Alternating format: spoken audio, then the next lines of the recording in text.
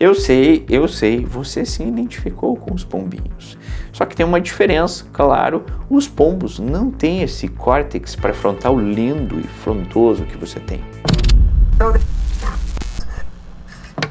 A procrastinação é um dos mais universais comportamentos humanos. E é importante a gente já deixar claro de começo que aqui não estamos falando de simplesmente deixar atividades para depois. Toda a rotina envolve, de alguma forma, priorizar tarefas e encaixar pausas para descanso e lazer. Mas a procrastinação é diferente. Ela é o adiamento intencional de tarefas que poderiam e deveriam ser feitas no presente. Ou seja, você sabe que tem que fazer, mas não faz. E isso te traz um monte de ansiedade, culpa e estresse lá na frente. E como a gente conversou, a procrastinação é universal. A própria palavra, na verdade, já nos mostra como isso acompanha a humanidade há muito tempo. Procrastinação vem do latim procrastinare, que significa literalmente deixar para amanhã. Muito antes da ascensão do Império Romano, já tinham humanos registrando presença desse inimigo da produtividade. O poeta grego Hesíodo escreveu no poema épico Os Trabalhos e os Dias, em 8 a.C., que o homem que adia o trabalho está sempre a lutar com um desastre. Ele também escreveu que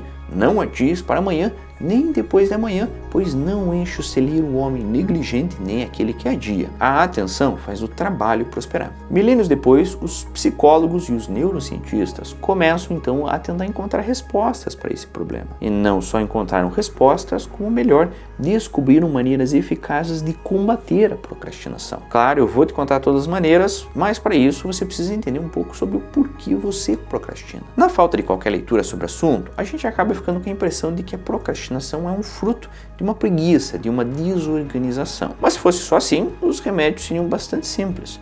Força de vontade, vergonha na cara, técnicas de gerenciamento e coisas do gênero seriam suficientes para resolver. Mas o problema é mais complexo do que isso. Porque o adiamento de tarefas não necessariamente vem acompanhado de preguiça. Na verdade, muitos procrastinadores se boicotam ocupando o próprio tempo com outras missões que são tão trabalhosas quanto, só para não terem que fazer o que realmente deveriam fazer. Quem aqui nunca fez uma faxina na casa, às vezes quando a casa já estava até limpa, só para não ter que estudar para uma prova? Ou quando a casa estava realmente suja, precisando de uma limpeza e a vontade de estudar reapareceu do nada? Pois é, e métodos de organização do tempo, tipo Pomodoro e afins, até podem te ajudar a completar essas tarefas, mas elas tratam apenas os sintomas da procrastinação, não as suas causas. Isso porque nós humanos não evoluímos para estudar para provas ou preencher planilhas. Nós nascemos, na verdade, adaptados à vida que os nossos ancestrais levavam nos últimos 300 mil anos. Desde que o Homo sapiens surgiu na África, ele viveu 94% da sua existência como caçador-coletor.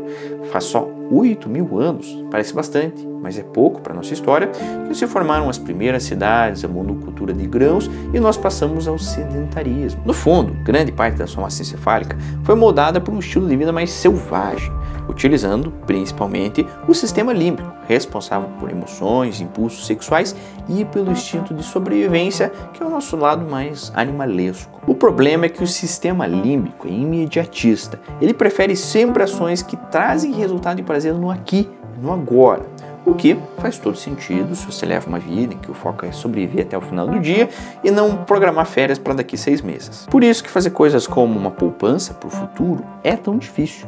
Gastar em comprinhas na Shopee dá prazer imediato, enquanto que o dinheiro parado parece inútil para o pedaço mais selvagem da sua massa cinzenta. De forma parecida funciona a procrastinação.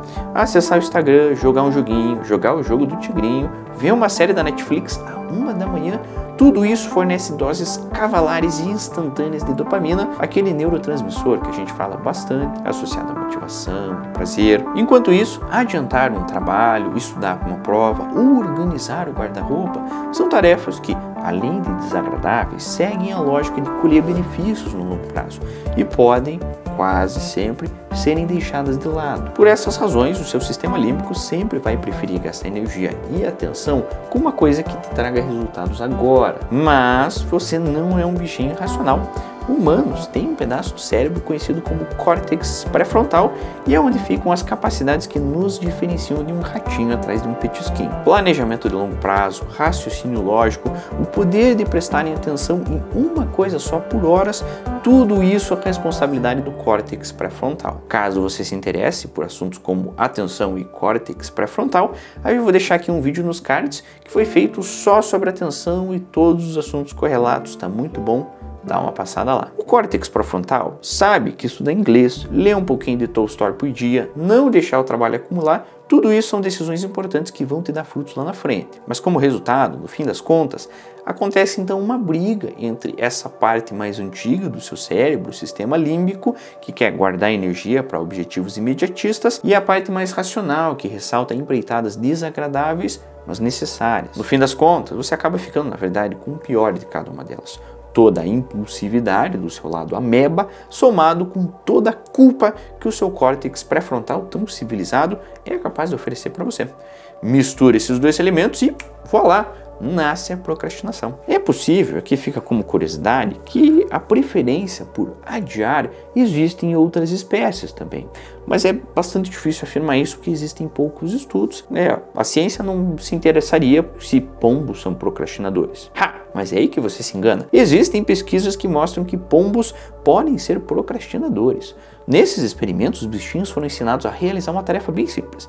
Era só apertar um botãozinho para ganhar uma recompensa em comida. E eles tinham duas opções: realizar um trabalho simples e imediatamente receber a comidinha, ou esperar um longo período para enfrentar uma tarefa ainda mais complexa e depois, só depois, receber o mesmo lanchinho. Os resultados mostraram que os pombos preferiam quase sempre a segunda opção, mesmo que tivessem que se esforçar mais. Mas eles podiam aproveitar de um longo período de descanso antes de realizar todo esse esforço. Eu sei, você se identificou com os pombinhos. Só que tem uma diferença, claro, os pombos não têm esse córtex pré-frontal lindo e frontoso que você tem. Então, provavelmente, eles não se sentem culpados por procrastinar igual você se sente. Nos últimos anos, foi possível verificar esse embate cerebral que a gente está falando entre sistema límbico e córtex pré-frontal em um estudo de 2021. Nele, os pesquisadores descobriram que estudantes com um volume maior de massa cinzenta no córtex pré-frontal, em especial no dorso lateral esquerdo, uma região do cérebro associado ao autocontrole, esses eram menos propensos a procrastinar do que os seus coleguinhas. Em contrapartida, um estudo de 2018 que mostrou que a amígdala, uma parte daquele sistema límbico, tende a ser mais desenvolvida em pessoas que procrastinam com mais frequência. E junto dessas pesquisas de neurociência, a gente ainda tem um outro front que é dos psicólogos, que também vem estudando a procrastinação, mas de uma perspectiva diferente e tem chegado a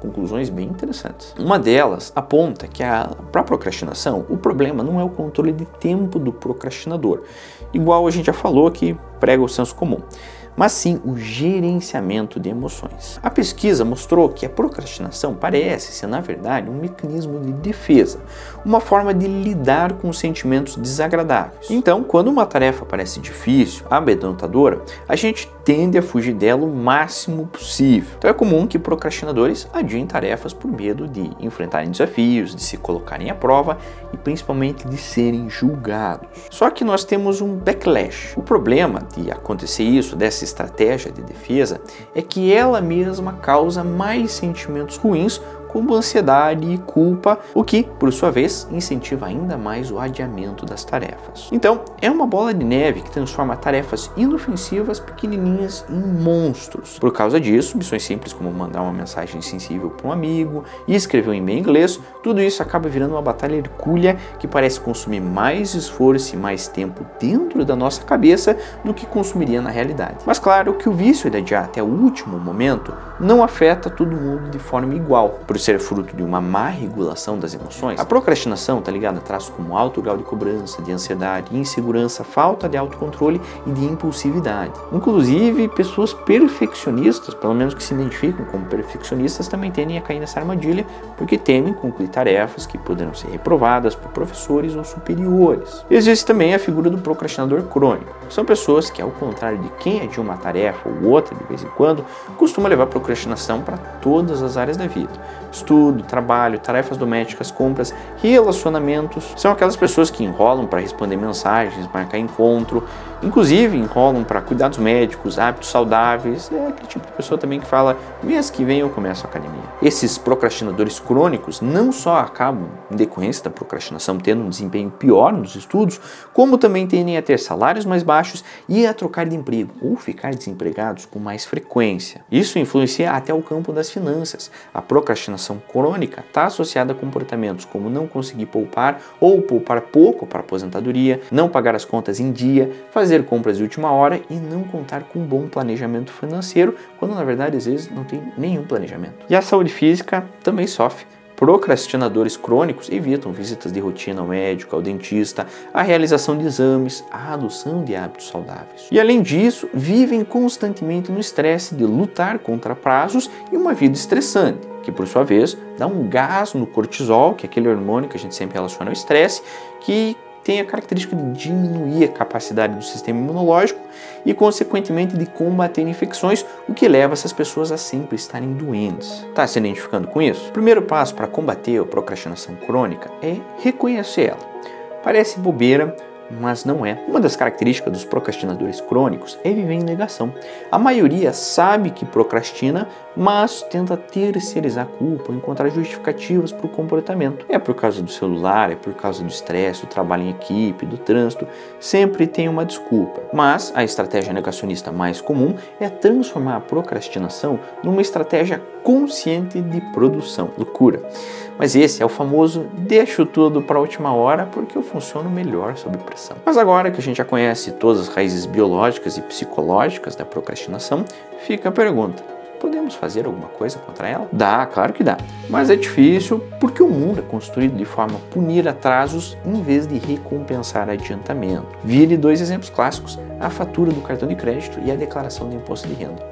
Em ambos tem multa para os atrasados, mas pouco ou nenhuma recompensa para quem se organiza e paga com antecedência. A lógica aqui, na verdade, deveria ser o contrário: recompensar avanços graduais na empreitada. Mas a gente já começa então tendo uma primeira estratégia, uma primeira tática para você usar com você mesmo.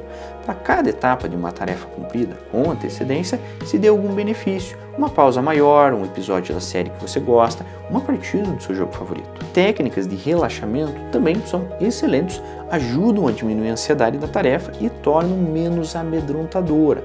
A mais famosa é a meditação Mindfulness.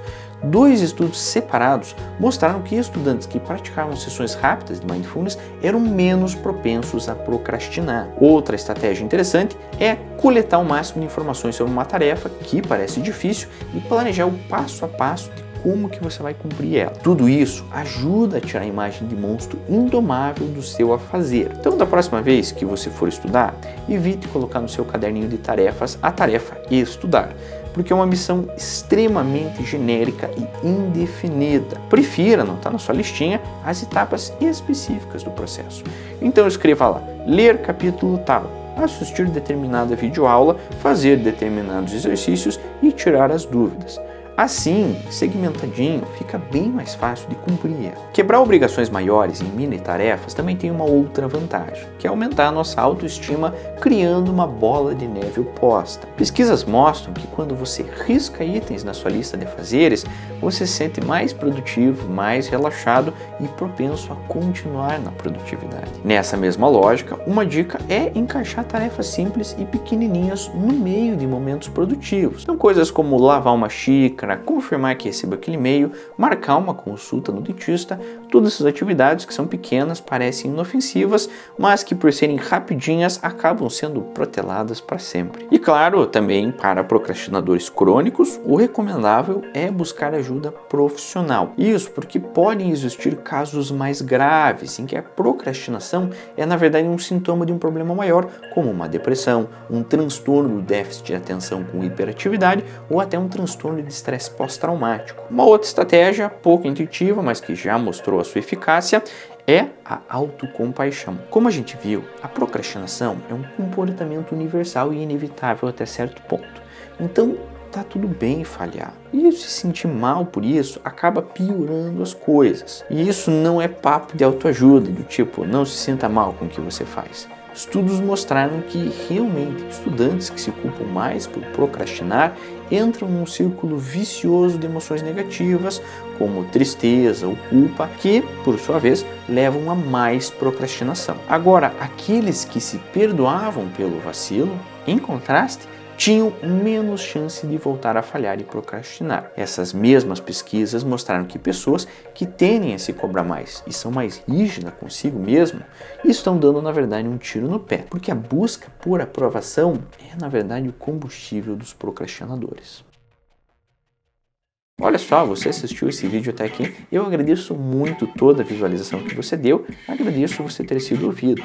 E eu peço, encarecidamente, se você puder, deixe um comentário aqui embaixo, eu quero saber o que você pensa sobre o assunto. Não esquece também, se você puder, deixar um like e também de realizar sua inscrição. Tem muito tema interessante sobre isso aqui no canal, eu vou deixar 2 exemplos aqui para você. Caso você tenha a sensação de que a atenção humana tem diminuído, eu vou deixar um vídeo aqui do ladinho para você que pode te interessar se você gosta de temas mais cerebrais. Caso você tenha a sensação de solidão, eu vou deixar aqui do ladinho um vídeo sobre solidão e como isso afeta a sua saúde. Muito obrigado por toda a sua atenção, eu te espero no próximo vídeo. Tchau, tchau!